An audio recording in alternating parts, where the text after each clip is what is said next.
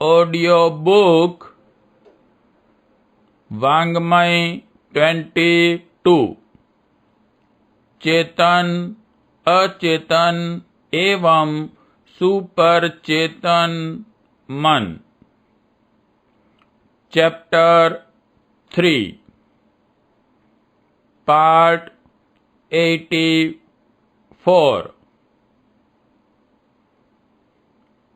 आत्मचेतना विराट की प्रतिनिधि।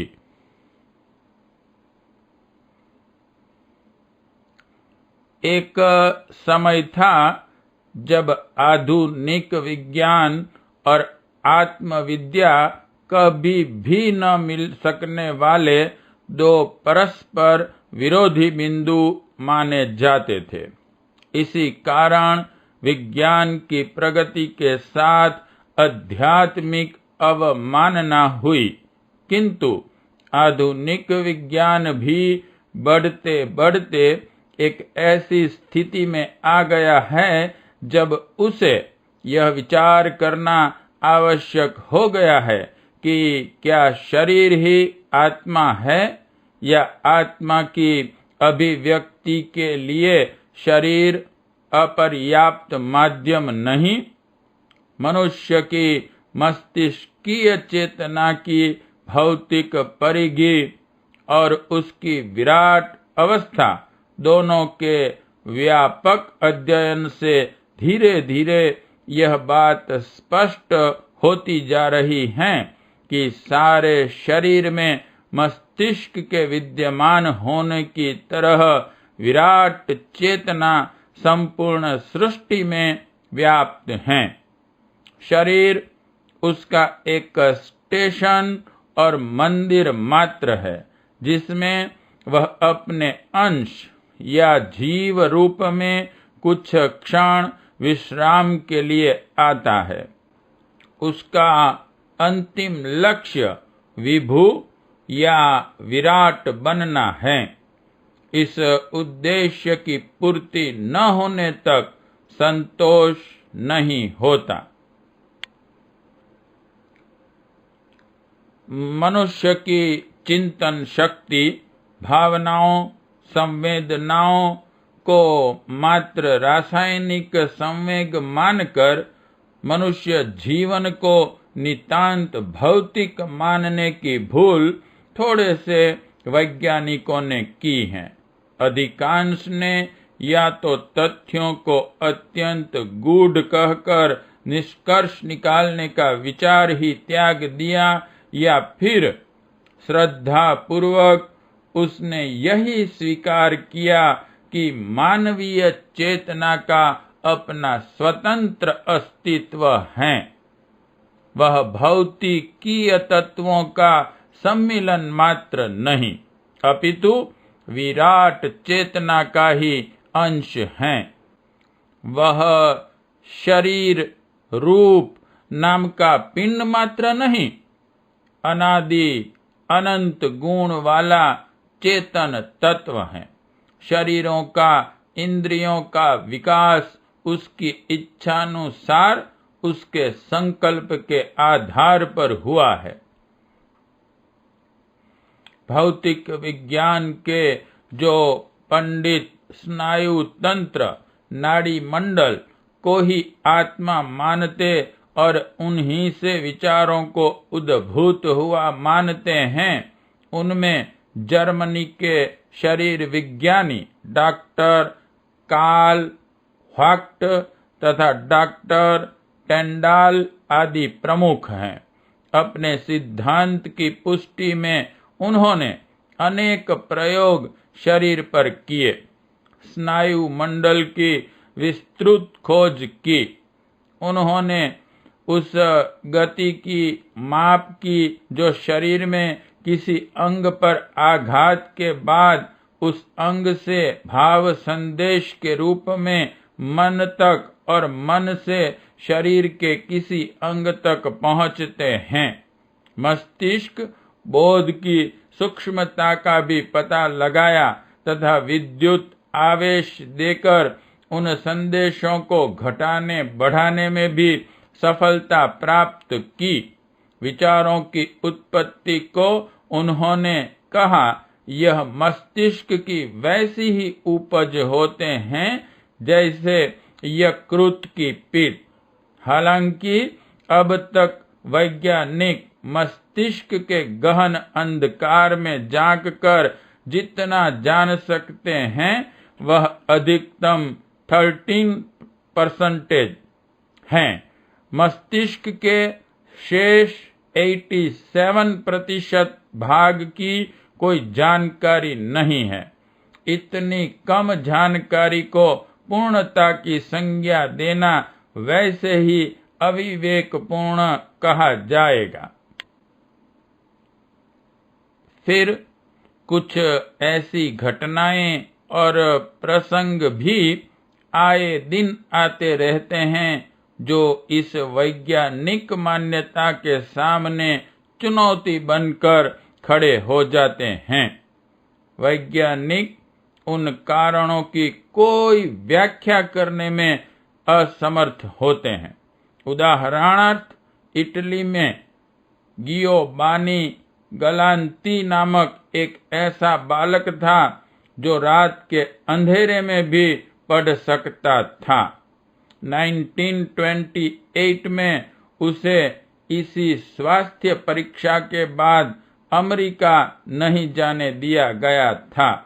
पढ़ते समय मुख्य कार्य मस्तिष्क करता है और कोई भी मस्तिष्क प्रकाश के बिना पढ़ नहीं सकता। फिर इस बालक में यह क्षमता कहाँ से आई? स्कॉटलैंड में जेम्स क्रिस्टन नाम के एक बालक ने 12 वर्ष में ही अरबी, ग्रीक, यहूदी तथा फ्लेमिश सहित विश्व की 12 भाषाएं सीख ली थी। 20 वर्ष तक वह विज्ञान की सभी भाषाओं का पंडित हो गया था।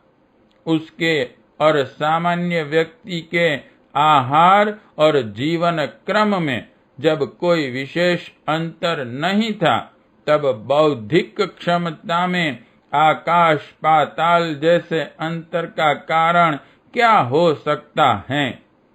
फ्रांस में जन्मे लुईस कार्डक 4 वर्ष की आयु के थे तभी अंग्रेजी, फ्रांसीसी, जर्मनी तथा अन्य यूरोपीय भाषाएं बोल लेते थे। इससे भी बड़ा आश्चर्य यह था कि वह 6 माह में ही बाइबिल पढ़ लेते थे। 6 वर्ष की आयु तक पहुंचने पर कोई भी प्रोफेसर गणित, इतिहास और भूगोल में इनकी बराबरी नहीं कर सकता था। जो ज्ञान और बौद्धिक क्षमताएं इतने अधिक अध्ययन और अभ्यास से विकसित हो पाती हैं और वैज्ञानिक मान्यता के अनुसार जिन्हें पदार्थ की परिणति होना चाहिए था, वह शारीरिक विकास के अभाव में ही इतने विकास तक कैसे पहुंची? ब्लेस पास्कल ने 12 वर्ष की आयु में ही ध्वनि शास्त्र पर निबंध प्रस्तुत कर सारे फ्रांस को आश्चर्य में डाल दिया था। जीन फिलिप बैरोटियर को 14 वर्ष की आयु में ही डॉक्टर ऑफ फिलोसॉफी की उपाधि मिल गई थी।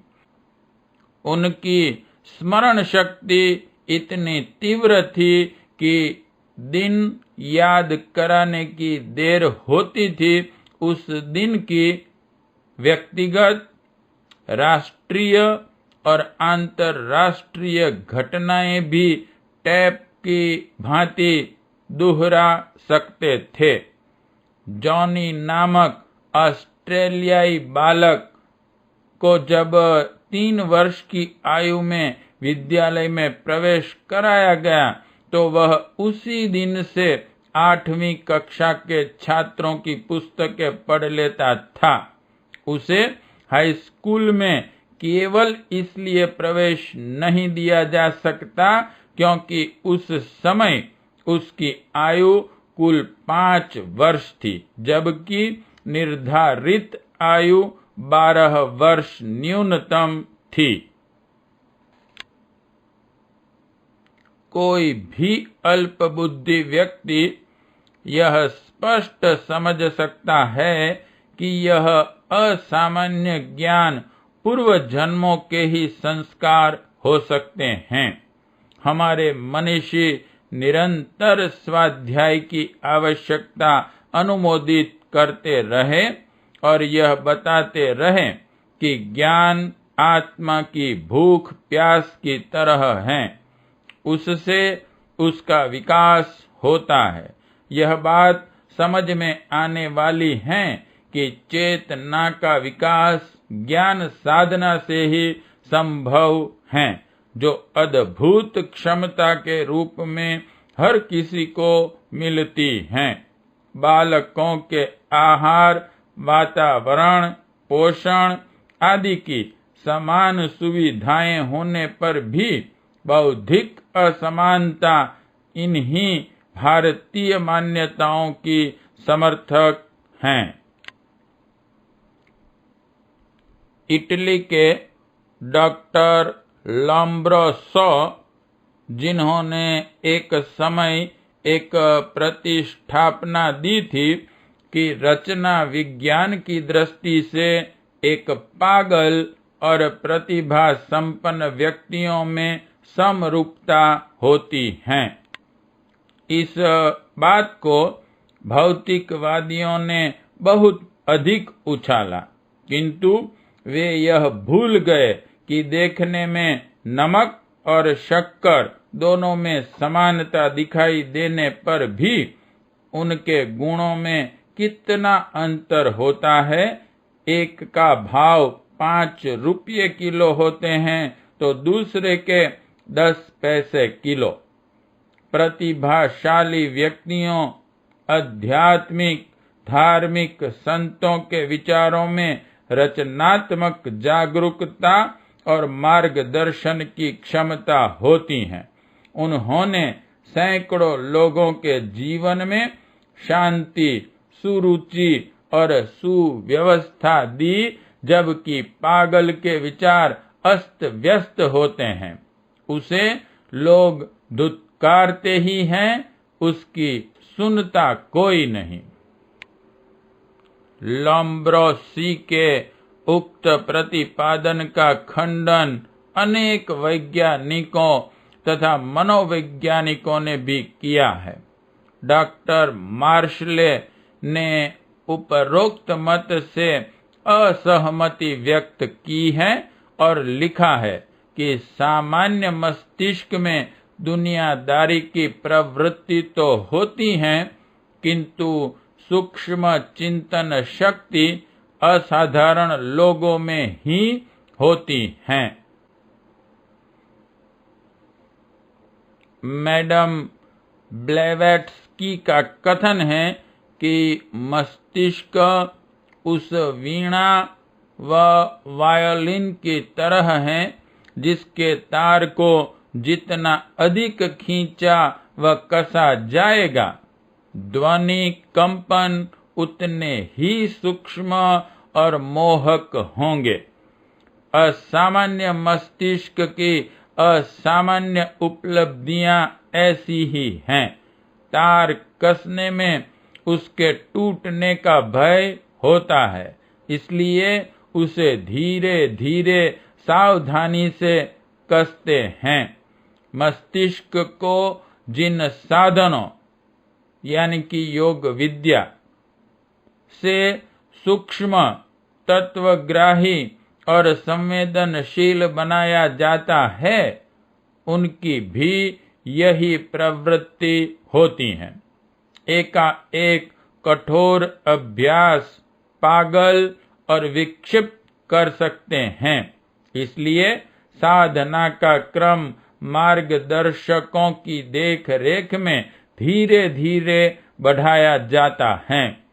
शारीरिक अभ्यास, उपवास आदि से शरीर शोधन विचारों में प्रकाश अवधारणा आदि से ही उच्च क्षमताएं विकसित होती हैं।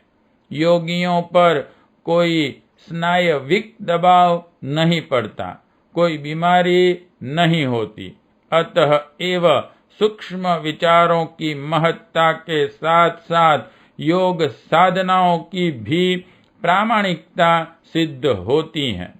चिंतन के सूक्ष्मतर होने से ज्ञान चेतना के कोश परस्पर जुड़ते हुए चले जाते हैं और सामान्य मस्तिष्क जो संदेश प्रेरणाएं अनुभूतियां नहीं ग्रहण कर पाते उनके लिए सुलभ हो जाती हैं। सर ओलिवर लाज ने भी अपनी बौद्धिक क्षमताएं इसी आधार पर विकसित की थी और यह माना था कि हमारी ज्ञान चेतना पदार्थ जन्म न होकर विराट चेतना का ही एक अंश और अंग हैं। जब तक इस बात को नहीं समझते तब तक हमारे दृष्टिकोण भी भौतिकवादी बने रहते हैं। तब पाप पुण्य में कोई अंतर ही नहीं रहता, नैतिकता को कोई अर्थ ही नहीं होता। आज जो सर्वत्र पीड़ा और पतन के दृश्य हैं, स्वार्थ संकीर्णता ने पुण्य परमार्थ को दबोच रखा है, वह उसी मान्यता का दुष्परिणाम है। पूर्वी मनोविज्ञान या भारतीय दर्शन के पीछे शोधों की एक लंबी विज्ञान सम्मत श्रृंखला है, जबकि पश्चिमी मनोविज्ञान अभी 30-40 वर्ष का बालक मात्र है, जो सतह पर खड़ा स्नान करता है। उसमें इतनी क्षमता भी नहीं कि गहरे जाकर गोता लगा सकें। इसलिए वह जितने समाधान प्रस्तुत करता है उतने ही प्रश्न और समस्याएं उठ खड़ी होती है। ऊपर मस्तिष्क की जिन अदम्य क्षमताओं का वर्णन किया गया है, उन्हें कुछ देर के लिए भूल भी जाएं तो भी जब मस्तिष्क सामान्य नहीं होता तब भी चेतन क्रियाएं चलती रहती हैं। न केवल जागृत अवस्था में अपितु स्वप्न व सुषुप्ति अवस्था में भी चेतना बनी रहती है, उसका भी समाधान आवश्यक है। डॉक्टर ड्यूप्रेल ने अपनी पुस्तकों में ऐसी घटनाओं का वर्णन किया है जिनसे यह सिद्ध होता है कि समय या अनुभूति के 1 सेकंड के करोड़वें भाग में ही महाकाल या अनेक वर्षों में हुए ज्ञान की अनुभूति कैसे संभव हो जाती है। इसका अर्थ तो स्पष्टतः यही होता है कि कोई एक ऐसी चेतना है जो विराट है और उसके लघुतम अंश में भी वही संभावनाएं सन्निहित हैं। अपनी पुस्तक में डॉक्टर प्रेल ने एक व्यक्ति के स्वप्न का उल्लेख करते हुए लिखा है कि उस व्यक्ति की गर्दन का एक उंगली से स्पर्श किया गया, उसकी नींद टूट गई। जब उससे अनुभव के बारे में पूछा गया तो उसने बताया कि उसने स्वप्न देखा कि मैंने किसी की हत्या कर दी। उस व्यक्ति के घरवालों ने पुलिस को रिपोर्ट लिखाई। पुलिस ने पकड़ा, जेल भेजा, मुकदमा चला, वकीलों की जिरह हुई, मुझे फांसी की सजा हो गई। नियत समय पर जल्लाद आया, उसने मेरी गर्दन पर चाकू रखा और मेरी नींद टूट गई। डॉक्टर प्रेल लिखते हैं, जिस तरह ज्ञान के अंश में ही विराट काल व्याप्त होने का यह उदाहरण है, उससे भी अधिक आश्चर्यजनक बात है सम्मोहन की अवस्था में (हिप्नोटिज्म) व्यक्ति अचेतन हो जाता है। उसे अपनी स्थिति का भी बोध नहीं रहता। आंखें देख नहीं सकती, कान सुन नहीं सकते, पलकें तीव्र विद्युत प्रकाश में भी सिकुड़ती हैं, त्वचा स्पर्श ज्ञान से शून्य हो जाती है, हृदय की धड़कन बंद सी हो जाती है। अत्यंत संवेदनशील यंत्रों से ही जीवन का बोध होता है। कार्बन तत्व अत्यधिक बढ़ जाने से मस्तिष्क संज्ञा शून्य हो जाना चाहिए था। जड़ता, अगति या मृत्यु हो जानी चाहिए थी, किंतु तब ज्ञान की क्षमताएं जागृति से भी अनेक गुनी अधिक बढ़ जाती हैं। अर्थात सम्मोहन की अवस्था में बाल्यावस्था की जो घटनाएं याद नहीं रहती, वह भी स्मरण शक्ति में आ जाती हैं। सामान्य स्थिति में कोई पुस्तक का एक पैराग्राफ पढ़ें तो तीव्र बुद्धि शक्ति ही उसके कुछ शब्द दोहरा सकते हैं, पर सम्मोहित अवस्था में तो यदि भाषा उसकी पढ़ी हुई नहीं तो भी अक्षर ब अक्षर दोहरा सकता है। जागृत अवस्था में आंख की शक्ति सीमित होती है, किंतु उस स्थिति में कमरे में बंद रहकर भी सैकड़ों मील दूर की वस्तुएं तक दिखाई देती हैं। यह सब कैसे संभव है? तब फिर यही निष्कर्ष निकलता है कि आत्म चेतना विराट चेतना का ही अंश है, जिसमें असीम ज्ञान की शक्ति सन्निहित है। भूत, भविष्य और वर्तमान उसी में अवस्थित हैं। वह पदार्थ से परे है। उसे जानने में ही मनुष्य जीवन की सार्थकता है। पार्ट 84 समाप्त।